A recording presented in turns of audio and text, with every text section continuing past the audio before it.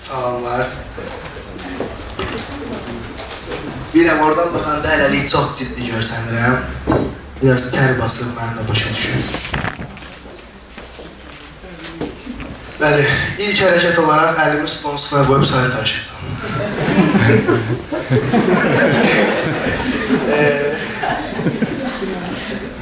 Biraz axını tərifləmək istəyirəm. Yəni bunu ham eləyib deyə yox, həqiqətən istədiyim üçün eləyirəm.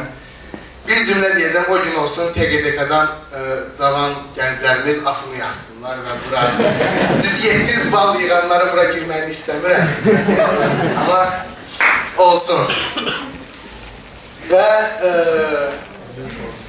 bugün biraz özümdən danışacağım. Hamımızın ortaq nöqtəsi olan məsələlərdən danışacağım. Oxuduğumuz təhsil sistemindən danışacağım. Çünki burada aşağı yuxarı %90 hamımız eyni təhsil sisteminin qurbanlarıyıq. Və getdiyimiz məktəblərimiz eyni olmasa da təhsil sistemi eyni olubdur. Və sentyabrın 1-i, məktəb günü. Xatırladım ki, sentyabrın 1-i mənim ad günüm idi və heç sevmədiyim günlərdən biridir. 6 yaşım oldu, durğuzdular ki, Orxan, olur məktəbə gedirsən, ad günün mübarək olsun. Çox ağladım, evdə istəmirdim dərsə getmək ki, bəs təzə-təzə 1 saatda ad günüm olub, mənim məktəbə göndərirsiniz. Anam dedi, gedəsən, atam dedi, ora bura. Axırda atam gördü ki, evdə problem yaranır, dedi, qoy getməsin, genəllik gedər. Onun üçün əsas oydu ki, evdə problem yaranmasın, uşaq məktəbə gedəcək və yox, onu maraqlandırmırdı. Bir ikisi üstündən yenə sentyabrın 1-i gec yatmışdım özdə, durğuzdular ki, ad günün mübarək, dur dərsə gedirsən. Yenə keçən ilki sistemi qoydum, başladım ağlamağa. Artıq gec idi, gəldim zala ki, paltarım ütülənib, sumkam yığılıb, dəftərlər, ruçka, bir dənə də gül buketi var. Məktəbə getmək üçün bütün ləvazimatlar hazırdır, bir dənə mən çatmıram. Mən geydirdilər, bəs əlimə də gülü tıxadılar ki, məktəbə doğru. Getdim məktəbə, sırada gözlədik və ilk dəfədir ki, birinci sinifə gedəndə cəmiyyətə açılırsan. O qədər insanı bir yerdə görürsən və istəməsən də artıq bundan sonra həyatının bir neçə ilini onlarla bir yerdə keçirdəsən. Və müdür çıxır danışmağa, standart olaraq 11-ci siniflərə universitet qazanmaq arzulur ki, başımızı uca eləyib. Birinci siniflərə də xoş gəldin deyil və giyirik siniflərə birinci dərs. İlk müəlliməmiz Tamilla müəllimə idi adı. Hamı ilə tanış olur və adını deyən hər kəs durur, gəlir müəlliməyə gül verir. Və gülün əsas məqsədi odur ki, müəllimə çox sağ ol ki, sən bu 4 il ərzində mənə dərs öyrətməyəsən, məni boy böyüdəsən, məni rüşvətə alışdırasan və müəllimə də gülü götürür, ən gözünü insan oxaraq deyir ki, bəli, mən bunların hamısını eləyəcəm, heç narahat olma, keç otur yerində. Və birinci sinif təhsil sistemi başlayır, artıq təzə-təzə cəmiyyətdə dil açmaq öyrənirsən, durursan, nəysə oxuyursan, nəysə deyirsən. Və hərfləri öyrənəndən sonra qısa cümlələr artıq gəlir, atalar sözləri, tapmacalar, yanıltmazlar. Belə-belə davam edir və 7 yaşındakı birinci sinif uşağına öyrədilən şeylərdən biraz danışaq, yanıltmazlar. Məsələn, 2 kar kör, kürkü yırtıq kirpi, bir dərədə 1 kar kör, kürkü yırtıq kirpinin kürkünü zırdılar.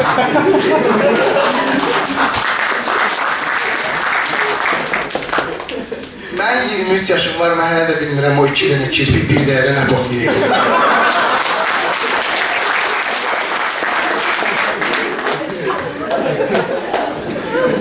7 yaşındakı uşağa bunu öyrətmək sözsüz ki, faciədir. Mən onu əzbərləməmişdim həmin gün yanıltmazları. Və inandırım ki, onu əzbərləyən uşaqlarda elə birinci sinifdə qaldı. Çünki kart yanır. Kart o qədər şey qəbul eləməyib. 7 yaşındakı uşaq onları əzbərlətsə, orada da tıxanır qalır. Məsələn, Aşpaz Abbas aş asmış, asmışsa da az asmış, belə bir şey var. Öyrədirlər bunu əzbərləyib danışırsan, maksimum 5 alırsan.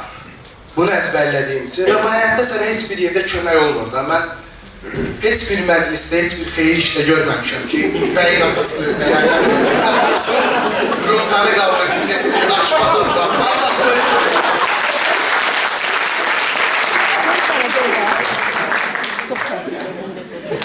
Və bunu izləyin atalar sözləri. Atalar sözlərimiz, paradoks atalar sözlərimiz var. Məsələn, bugün işini sabaha qoyma, tələsən təndirə düşər. Çox istir və bilmirsən neyniyəsən. Və məsələn, atın yanına bağlayarsan, həm rəng olmasa da həm xasiyyət olar. Yəni, inandırın, belə bir şey yəqin ki, eləyiblər. Və Sovetin savxoz sistemində bu olub yəqin ki, atın yanına bağlayıblar. Və 6 aydan sonra komissiya gəlib ki, nə oldu? Həm rəng olmasa da həm xasiyyətdirlər, yəni götürüb apara bilərsiniz. Və dərsə, bizdə uşaqlar var idi ki, dərsə gələndə anaları onların üstündə göz muncuğu bağlayırdı. Bu göz muncuğu da yəni ki, çox demirəm bağlamayın, amma mənə görə mənasız bir şeydir. Məktəbi 2006-dan bəri qutarmışam, o göz muncuğu bağlayan uşaqlardan heç birindən xəbərim yoxdur, hardadılar, deyirlər. Və həmçinin də dahi şəxsiyyətlər, məsələn, elə çox uzağa getməyək buradakilərdən John Lennon, məsələn, Gandhi, Məmməd Əmin Rəsulzadə, onların videoroliklərində də baxmışıq, məsələn, şəkillərini də heç birinin üstündə mən göz muncuğu, palitosunun üstündə, boynunda, əlində görmüşəm. Mən birinci sinifə gələndə ən ləzzət eləyən şey odur ki, yığırlar sizi sinifə, şəklinizi çəkirlər. Hamının şəkil... Fotoaparatın onsuz da bizim ölkəyə gəlməyi böyük bir dərdi idi. Bizim ölkəyə fotoaparat gəldi, amma şəkil çəkdirməyə necə lazımdır biz bilmirik. Arsa bir 5 il zad olar ki, məktəbdə uşaqlar belə. Və belə böyük bir fizik, nə bilim, sənətçi olandan sonra bunun uşaqlıq şəklini göstərəcəklər. Duruşundan bilinir ki, yəni ki, dəyişək. Budur, yəni bu insan duruşu budur, dahi şəxsiyyətin duruşu. Və məktəbdə çoxumuz şuluq eləmişik yəqin ki, şuluq eləyəndə valideyni çağırırlar. Çünki valideyn səni qoyub ora, çağırırlar ki, gəl gör nə məsələdir. Və valideyn, mən bunu çox gec başa düşsəm də, bildim ki, valideyn nə anadır, nə ata. Valideyn belə bir obrazdır. Evdə məsələn, atanla normal, ananla normal, hər şey yaxşı. Dərslərin pis olsa da münasibət yaxşı olur, amma məktəbə çağırırlar. Gəlirsən ki, səni danlayan biri var, amma ata boxşur. Bu ki, valideyndir, bu ata deyil. Ona da bir rol verilib cəmiyyətdə və o da o rolu lazımınca oynayır. Bəzi atalar var ki, əlbəttə Oscar da alır bu rolda. Amma məktəbdə dəqiq fənləri sevmirdim. Amma ki, dəqiq insan olmamışam. Konkret fənləri sevmirdim. Məsələn, riyaziyyat idi, fizika idi. Net cavabları var da. Məsələn, filan sualın cavabı 3'dür. Gedib Çindən də adam gətirsən, o sualın cavabı 3'dür. Hindistandan da gəlsə 3'dür. Sevmirdim dəqiq fənləri. Yəni ki, dəqiq insan olsaydım bu qədər belə kilolu da olmazdı. Yəni, özümə bir kilo seçərdim, o şeydə yaşayardım. Və bunlar az imiş kimi, onsuz da dərslərimi yaxşı oxumurdum. Atam mənim boynuma yük qoymuşdu. Və Şah İsmail Xətai 14 yaşında Təbrizi alıb, sən nə edirsən?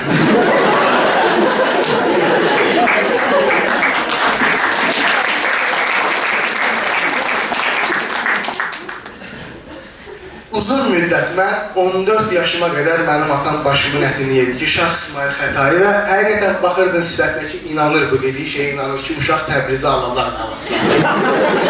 Və bunu istəyirsən, həqiqətən də tələb edir. Çox streslə, 14 yaşım oldu, Təbrizi ala bilmədim. Çox böyük bədbaxtçılıq baş verdi. Üstündən bir izad keçmişdi, çox rahat edim artıq. Təbriz mövzusu yürüşülmüşdü, çünki 14 yaşım keçmişdi, 15'də almaq olmaz. 14'də alınırsa, 14'də alırsa. Atam gelib hardansa oxuyub gəldi ki, bəs Fatih Sultan Mehmet də 21 yaşında İstanbul'a alır. Gəlin bir bunun altından qalx. Bəs 21 yaşıma qədər də məni belə evdə üstümə həmişə bastı. Onsuz da məktəbdə dərslərimi oxuya bilmirəm. Riyaziyyat 2, o birisi 2, fizika 2. Əynimə tuman da ala bilmirəm, yəni hələ Təbrizi aldırmaq istəyirəm.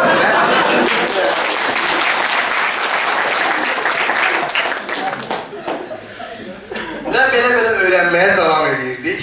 Yanıltmazlar, atalar sözləri, Məsələn, şeirlərimiz var. Mənim maraqlı gələn bir dənə şeir var ki, Abdullah Şaiqin Ala Bula Boz Keçi şeiri var.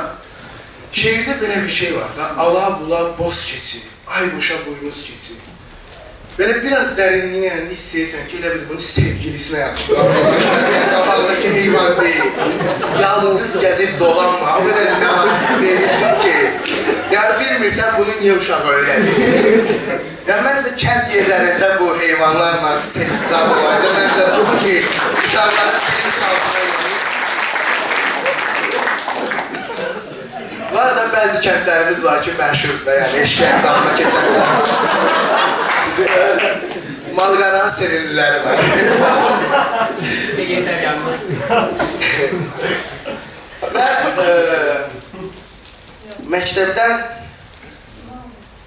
məktəbdən sonra artıq hər özünə bir yol seçir, hər özünə bir peşə seçir. Bizdə maraqlı peşələr də var. Məsələn, qədimdən olan peşələrimiz də var. Tacir var, çoban var, ofçu var. Məsələn, molla var, meşəbəy var. Meşəbəy deyə bir peşə var, o insan meşədə təkdir. Və özünə meşənin bəyi deyil. Başqa bir adam yoxdur, alternativ yoxdur başqa bəy olacaq. Deyir, meşəbəyi mənəm və olur. Və belə də bir peşənin adı qalıbdır. Və müasir bir peşə var ki, mən sevmirəm onu, diyet həkimləri. Bu insanlar 6 il, 7 il əziyyət çəkib oxuyurlar və bunlara diplom verirlər ki, bundan sonra get sən insanların yeməyinə qarış. Yəni, sən məqsədin alacağı olar, diplomu niyə almırsan insanların yeməyinə qarışmaq üçün? Bir dəfə bir məclisə çağırmışdılar. Bağda, atam aparmışdı məni. Bağda bəs hamı ilə tanış oldu, dedi ki, mən də diyet həkimiyəm, belə 30 neçə yaşında bir insan idi. Və basır da bu, dayanmadan basır, yəni. Mən özüm də yiyəm, o məndən çox yeyir, gör.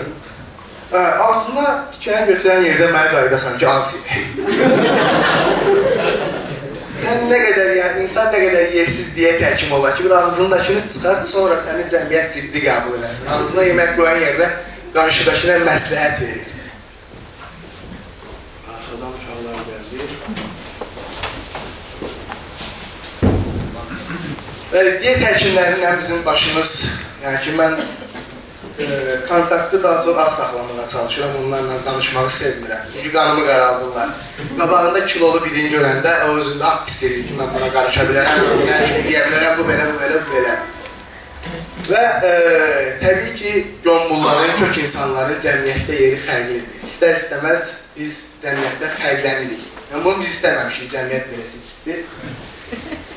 Cəmiyyətdəki yerimiz başqadır. Məsələn, özüm müşahidə elədiyim bir şey deyirəm. Şəhərdə gəzirəm, qabaqdan 3-4 dənə oğlan gəlir.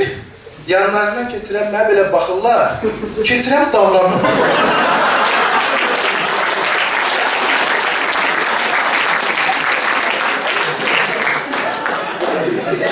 Və bunu təhcə özümdə yox. Şəhərdə oturanda görəm ki, bir dənə gözəl bir qız keçir, necə deyirlər, bomba şey.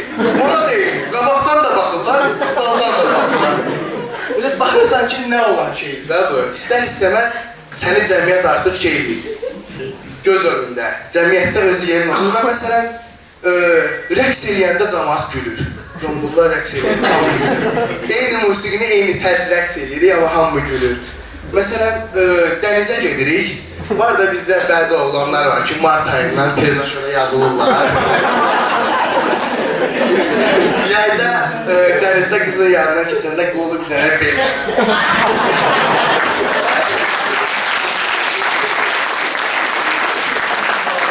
Oğlanların hərəkətləri var. Amma mən ona ehtiyacım yoxdur. Mən plajda da şort kimi geyirəm. Yenə qızlar baxır, oğlanlar baxır.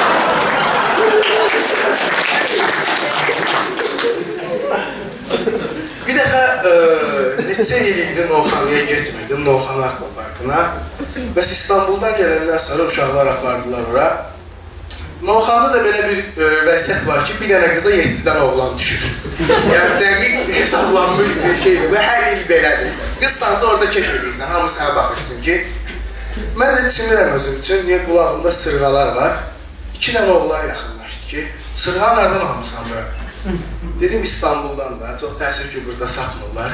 Ha, sırğa sənə yaraşır. Deyirəm, çox sağ ol. O birisi şortik sənə yaraşır. Belə baxdım ki, deyəsən bir oğlana, bir dənə qıza 7 oğlan düşür. Bunlar üçün mənə də girişir.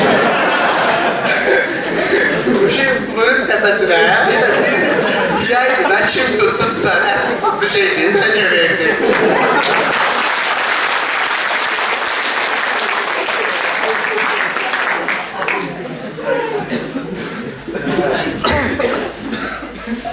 Akvaparkla bağlı bir dənə də xatirəm var. Bu şəhərdəki, şəhərimizin akvaparkında baş vermişdi. Axşam tərəfi idi, artıq çıxmağa az qalmışdı. Mən qasa-qasa hovuza kəllə vurmağa gedirdim, artıq sürət yığmışdı. Opparanda aşağı baxdım ki, hovuzu boşaldırlar.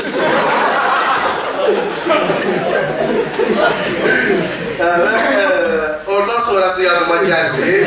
Oyandıranda artıq evdəydim. Belə şəhərimizin, bəli, şəhərimizin akvaparkında belə gülməli və bizim şəhərin özü də həm maraqlı, həm gülməlidir. Şəhərimizin avtoşları, şəhərimizin taksi şoförləri, əsas da taksi şoförləri çox maraqlıdırlar. Bu adam bütün günü qazet alır və radiodan informasiya qəbul edir, amma o informasiya onun içinə dolur. Başqasına verə bilmir, çünki təkdir. Və bu adam söhbət eləmək daim adam axtar. Taksi şoförünə salam verdinsə, axıra qədər o danışacaq. Məndə elə olur ki, məsələn, burada ora 5 manatda gedirik, çıxardım 2 manatda artıq verirəm ki, sən can, sox çilə, evə kimi sakit gedir, baş manat verir. 2 manatda onsuz pulunu verirəm, çünki çox danışır, bundan artıq çox danışır. Və belə bir şeyləri var. Radyonu açıb yola baxır, sən də oturmuşsan dalda. Əvvəllər dalda oturdum, sonradan keçdim qabağa. Bir söz deyirsən, çönür. Bu insan bu qədər rahat deyəli yolda. Sən ondan çox ürək deyirsən ki, nəsə ola bilər, amma o vecinə də deyil. Məsələn, bizim avtoşlar, maraqlı avtoşlarımız var da. Məsələn, buradan pəncərəni açırlar, buradan çölə çıxırlar, sallanıblar aşağı.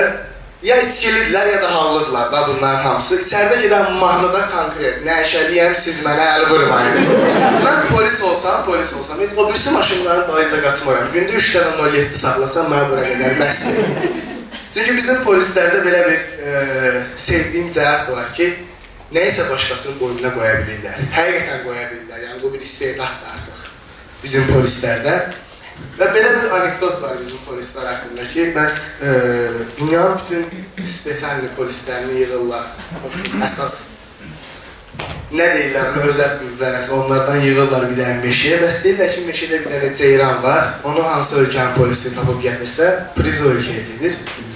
Bəs aylardan sonra bütün polislər qayıdır ki, bu meşədə ceyran yoxdur. Biraz keçir, görürlər ki, Azərbaycanlı polislər də gəlib, film başlayıb bağlayırlar. Film də ağzı burnu belə gömgöydə qanıyıb. Bəs bu deyil ceyran. Deyirlər, yox bu ceyran deyil, fil deyil, özüm ölüm ceyranım.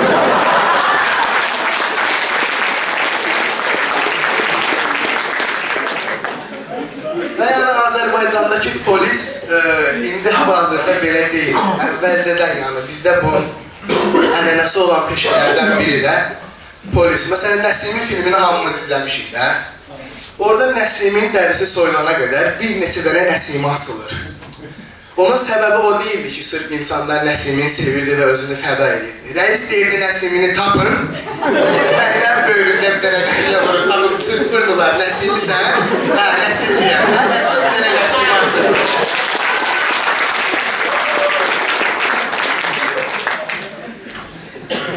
Belə, Nəsiminin filmində də bir dənə çox maraqlı səhnə var ki, axırıncı səhnə bu, Nəsimi artıq gəlir, etiraf edir, mənəm Nəsimidir. Tuturlar Nəsimini, soyundururlar, bağlayırlar, İsus Xristos kimi əllərini, ayaqlarını və sonra da yerdən söz atanlar da olur da, bu boyda bədənə 2 dənə cahan necə sığırdı, hamısı gülür. Təbii ki, o bizim millətin yəni səviyyəsizliyinin qeydi ki, tarix boyu belə olur, bunu rejissor göstərməkdə düz edibdir. Əsas səhnə odur ki, 2 dənə cəllad Nəsimini aşağıdan yuxarı kalbasa kimi soyurlar.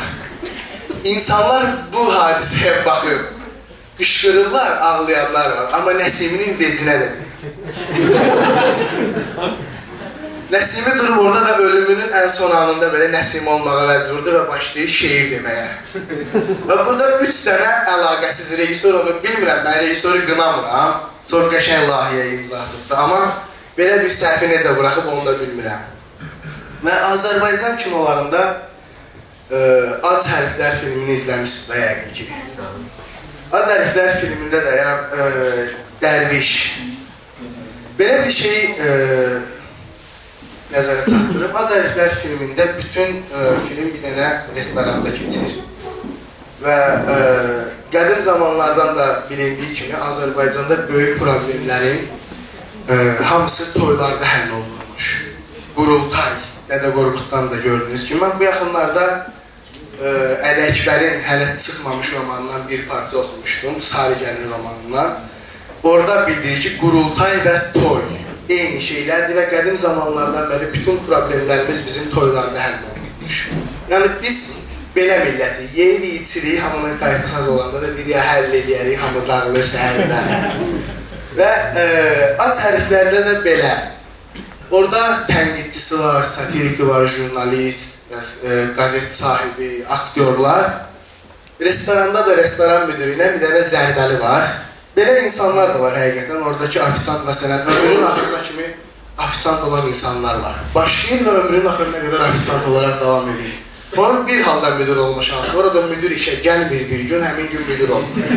Başqa heç bizdə elə peşələr, məsələn, taksi şoförü var, tanıyıram ki, məsələn, Sovet vaxtı da taksi şoförü idi. Sovet getdi, cəhbə gəldi, bu yenə taksi şoförü idi. Cəhbə getdi, yap gəldi, bu yenə taksi şoförü idi. Hələ də narazıdır, hələ də yeni bir şeylər istəyir, amma hər gün taksidədir. Və o Ac Hərflər filmində hamı yemək yeyir, yeməyin pulunu verməməkdən yana Minzurokdan çıxırlar. Bəs deyirlər, səni qəzetində belə biabır eləyərəm, biri deyir, teatrda səni belə biabır eləyərəm. Narazılıqla pulunu vermirlər, restoran sahibindən söyüş yiyəsi olub, çıxıb gedirlər. Bir də mətbəxdə bir dənə dərviş var ki, bütün gün o surağa basır orada. Ən dadlı yemək də o yiyir.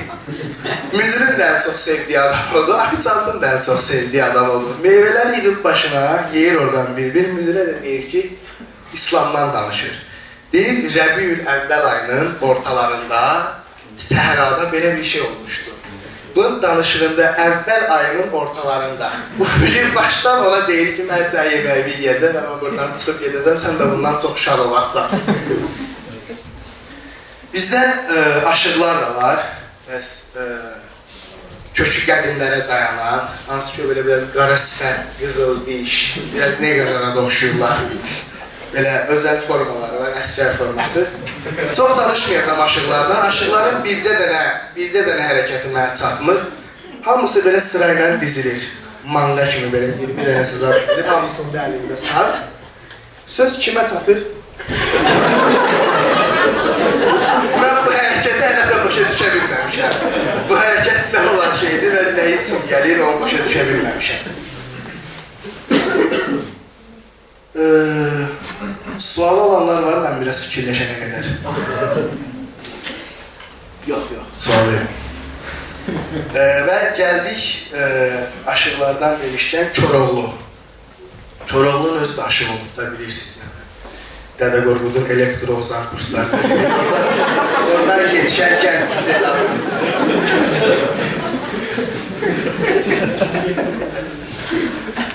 Və Koroğlu'nun ətrafında da dəlilər var idi. Bu ismi cismi bilinmeyi, necə adam idilər, yeməyi saat neçədə yeyirlər, eşinə bilmir, sadəcə onların adı dəlilər olur. Dəlilər yeganə canlılardır ki, bizə oxşuyurlar, amma bizdən fərqli düşünürlər. Hətta düşünmürlər demək olar. Məsələn, dayanmadan 2 saat eyni səsi çıxarda bilən yeganə canlıdır. Məsələn, bir hovuzun ətrafında 5 saat oturub, quru vura bilərlər də qazaqsa, ondan bezməz. Soruşsan, niyə yeyirsən? Elə bir cavab verər ki, sən belə qalarsan ki, pox dedim sənə sonra. İnsanlarda belə bir şey var ki, insan özü ilə daima danışır. Susduqca iç diyalog davam eləməyə başlayır və insan dayanmır.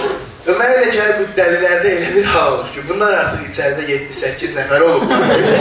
Özlərinə bəs edirlər və qıraqdakilərlə danışırlar. Və Koroğlu'dan sonra Koroğlu'nun da bir kollegası deyək də, Babək. Babək filmi də Azərbaycan üçün böyük bir filmdir. Yəni Azərbaycan kişisinin mərdliyini, qoçaqlığını, necə deyim, dostluğunu öldürüb onlar adını almağını, elə şeyləri göstərən bir gözəl bir filmdir bizim mentalitetimizi.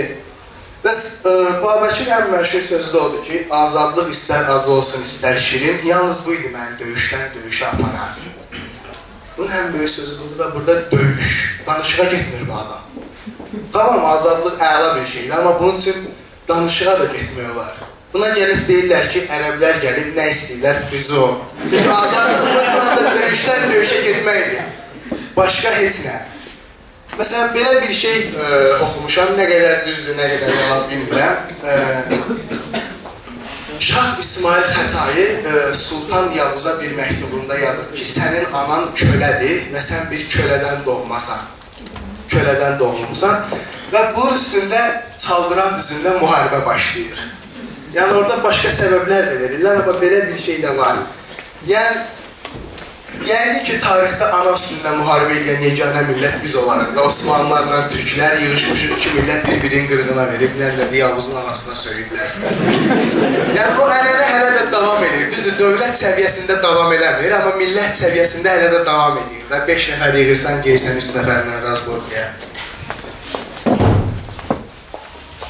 Və biraz gəncliyimizdən danışmaq istəyirəm, ən sonunda ayırmışam. Bizdə gənclik müxtəlifdir, məsələn, aktiv gəncliyi var, ondan yanaşı pasiv gəncliyi, qlamur gəncliyimiz var. Bir də ağlı havada gəncliyi var bizdə, oğlanlar və qızlar. Yay vaxtı qızlar çıxır çölə, bu ağlı havada gənclikdən danışıram. Əla geyinirlər, bizim qızların geyiminə söz demirəm, çox əla geyinirlər. Amma bunlar bir nəfər və ya 5 nəfər, 2 nəfər çıxırlar və bunlar söz verirlər ki, axşama qədər biz heç kimi əl verməyəcəyik. Çıxırlar sumka çiyinlərində, əllərində də telefon. Telefonu qətiyyən cibə ya da sumkaya qoymaq yoxdur, əldə olmalıdır o telefon. Və gedirlər, bütün oğlanlar bunlara baxır. Bunlar da hiss edirlər, ləzzət edir onlara. Çünki bunlara baxır kimsə, bunların çox xoşuna gəlir və əl vermir. Gedir axşam öz yatağında uzanır, tək. Biraz səviyyəlicə Rusca status yazır. Səviyyəli deyəsə konkret yazır ki, oğlanlar gördür.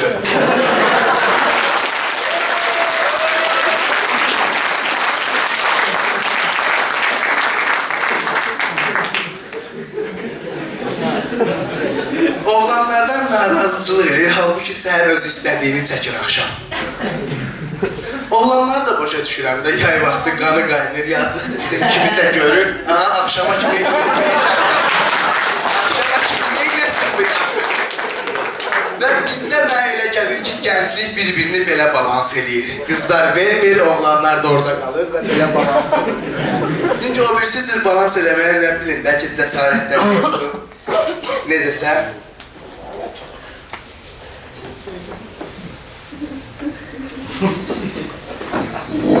Bəli, biraz öz coğrafiyamızdan bəhs edək. Azərbaycanın yerləşdiyi coğrafiya və bizdə atalar sözü coğrafiyasıdır. Atalar sözlərimizdə də görürük ki, məsələn, at haqqında var, aslanın dişisi erkəyi olmaz, belə bir şey, travesti olmaz, belə bir şey də transvestit olur aslan. Belə şeylər var, məsələn, mən çox maraqlı Türkan sakit ol. Qalx ayağa. Qalx ayağa. Valideynin gəlsin. Valideynin, gələn dərs valideyni bir gözləyirəm səni. Nə danışırım?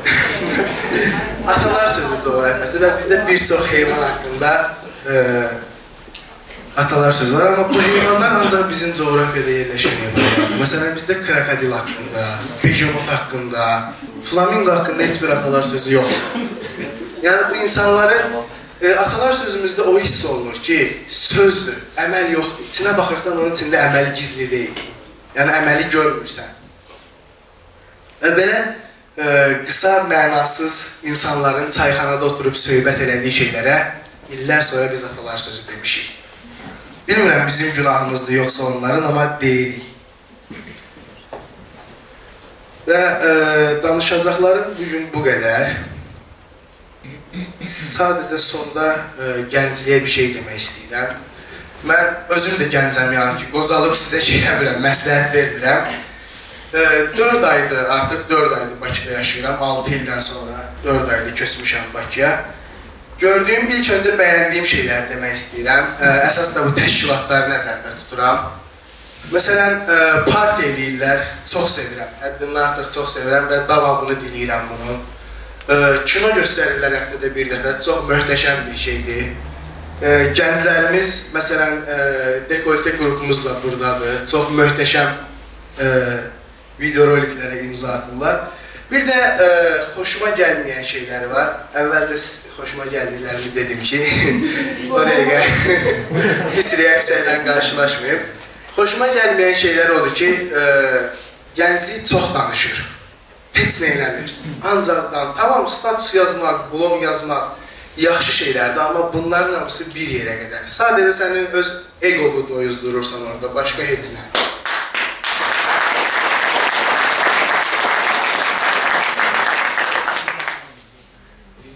Oturduğun yerdən bəzi insanları tənqid eləmək, o çox asan şeydir.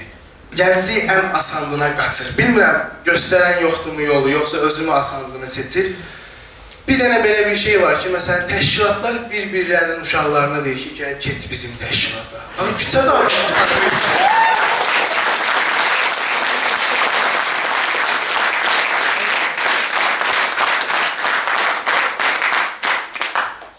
küçədə adam qutarmıyıb və dövlət də belə bir sərhəd gətirməyib ki, hər il 10 nəfər girə bilər ora və ya nə bilim 5 nəfər girə bilər. Bu qədər son olaraq demək istədiyim odur ki, parti, ancaq parti. Çünki bu Azərbaycanda hər şeydən əvvəl millət özünü dəyişdirməlidir. Bunun üçün ən əsas olan şeylərdən biri maarifdir. Cəmaatın çoxu qarşı gəlsə də seks inqilabıdır. Və mən inanıram ki, bu qədər adam da bundan biraz çox adam eləyə bilər onu. Başqa heç kim. Ünlü bu qədər.